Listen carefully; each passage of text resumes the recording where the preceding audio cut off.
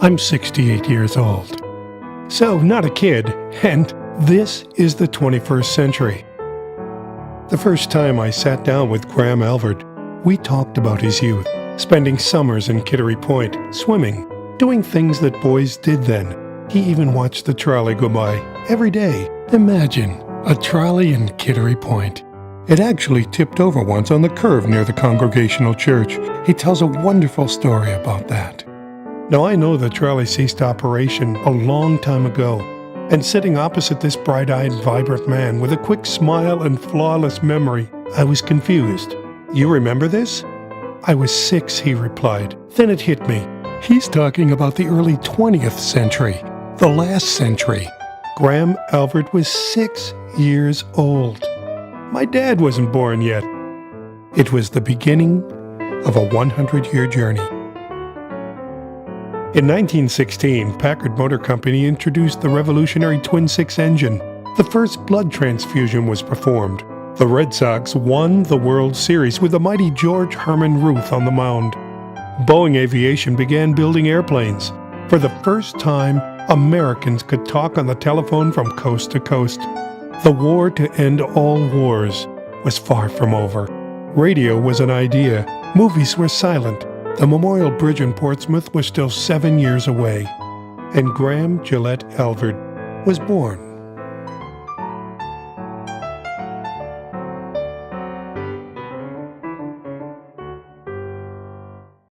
When the president, Roosevelt, proposed Lend-Lease, things were getting tougher and tougher for the Brits, and France had already given up.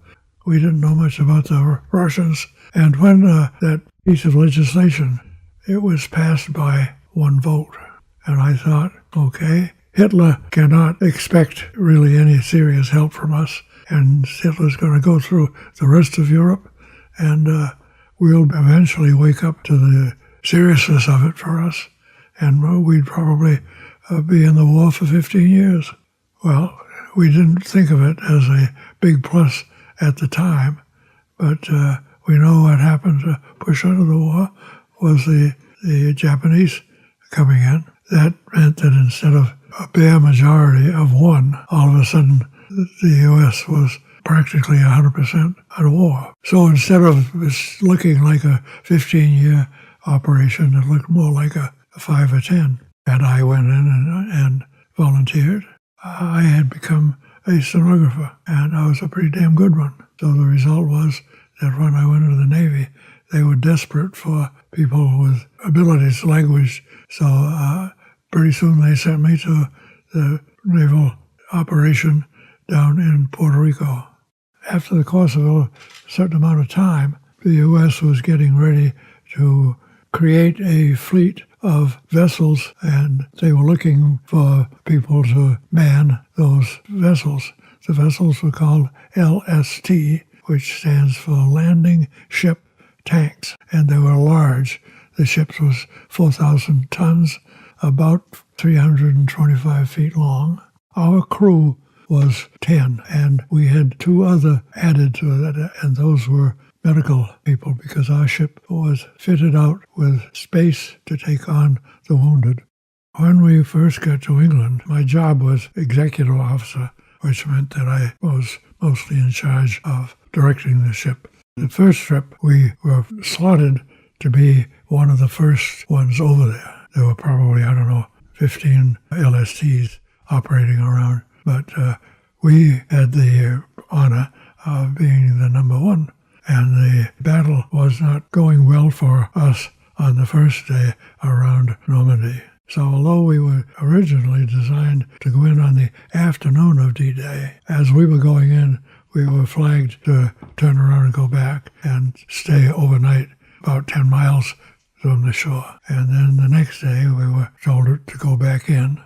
It's hard to be exact about what you remember, but I don't remember a minute's fear. There's something about warfare, especially if you think it's a necessary thing and you've got to do the best you can, that you just say, well, my job is to do this. And I know my brother had already died in a battle, so on our second trip in, we got through the first one all right. And as that was coming over close to shore, we were following a line of ships, and the one in front of us was an LSC, just like ours. And it was maybe 100 feet away. And I was conning the ship, my own ship, so I was right there at the conning station, you know. And all of a sudden, the one in front was upside down. It hit some kind of mine.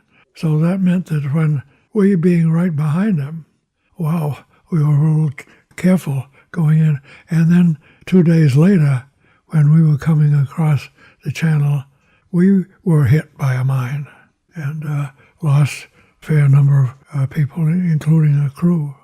I still have a vivid memory of one of our young guys, about 17 or 18, who had been in the crew's quarters. When the thing blew up, he was near the crew's quarters, and he ran up to the open deck and jumped into the water. We were struck by the mine halfway across the channel, so we were towed the rest of the way in and discharged our load of equipment, and then we were towed back to England, and after we were patched up, we were towed all the way back to New York City. I left the ship at that point, but the ship continued on down the coast, through the channel, over to all the way across the Pacific. Yeah. My youngest son took me to Normandy just a year ago. There were 22 nations that took part in the battles of Normandy, and one representative of each of those countries were put in a special place. I was the one for USA.